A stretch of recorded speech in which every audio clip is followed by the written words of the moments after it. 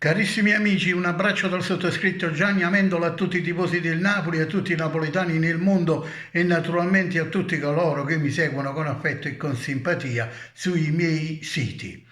Cari amici, allo stadio Diego Armando Maradona di Napoli, il Napoli batte l'Udinese per 2-1, una vittoria meritata, una vittoria soffertissima, ma una vittoria veramente importante. Dopo i 3 punti di Verona, altri 3 punti in classifica per il Napoli, adesso staremo a vedere i risultati delle altre prime in classifica. Cosa dire di questa gara? Una gara soffertissima che nel primo tempo il Napoli ha terminato in svantaggio, ma che sicuramente non meritava. Però è nato quel gol per una distrazione difensiva. De Frey si è trovato completamente libero al limite dell'area e l'ha messa dentro.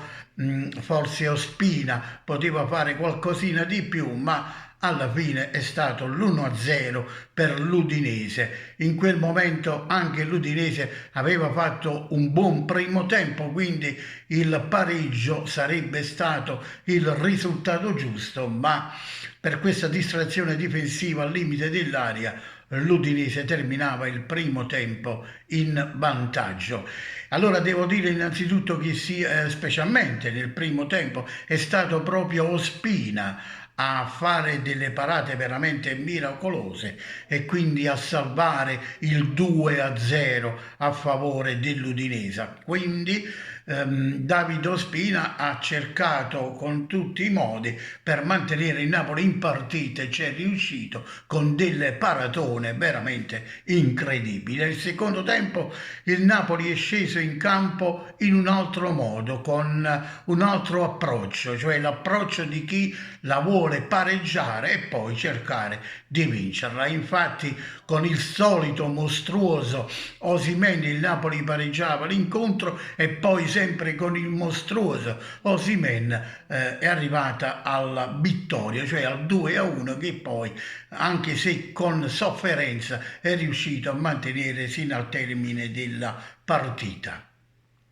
Ci sono stati degli episodi un po' discutibili da parte dell'arbitro, un po' da una parte e un po' dall'altra parte, ma alla fine è stata una gara diciamo abbastanza corretta, se non altro per l'infortunio capitato a Di Lorenzo su un'uscita del portiere, il quale Di Lorenzo purtroppo ha avuto la peggio. Speriamo che si tratti di poca cosa, perché Di Lorenzo, che ha più minuti di tutto il campionato, minuti di gioco, è veramente indispensabile per il Napoli per queste ultime 8 gare che rimangono.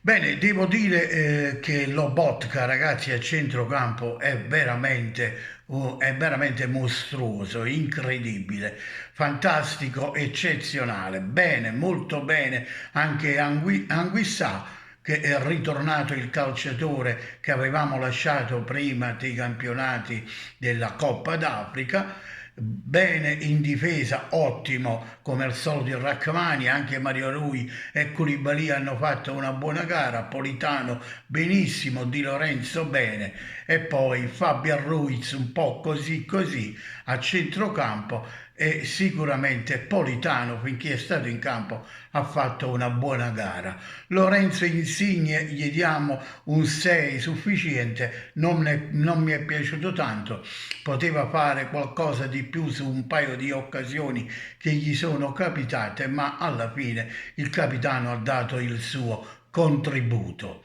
Per quanto riguarda l'attacco, ragazzi, Osimhen merita sicuramente un bel 9 perché è veramente mostruoso, è colui che in ogni occasione la mette dentro anche quando sembra impossibile, un calciatore veramente straordinario. E allora grande vittoria del Napoli, 3 punti importantissimi. Ragazzi, ci vorrebbe un filotto di 8 partite, 8 finali, 8 vittorie per poter arrivare a questo sogno impossibile del tricolore.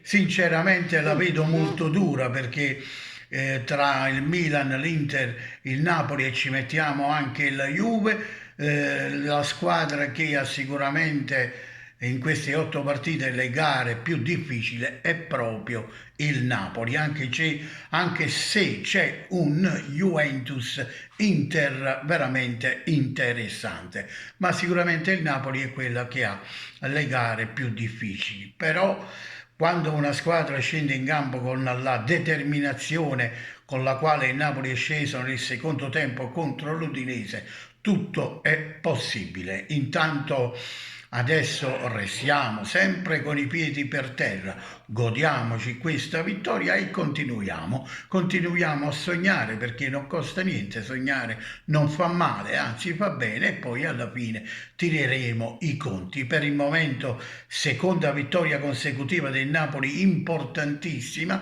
Staremo a vedere questa sera che cosa succederà alla classifica. Per il momento mettiamo nel sacco questi 3 punti e godiamoci questa vittoria sofferta ma importante e anche bellissima.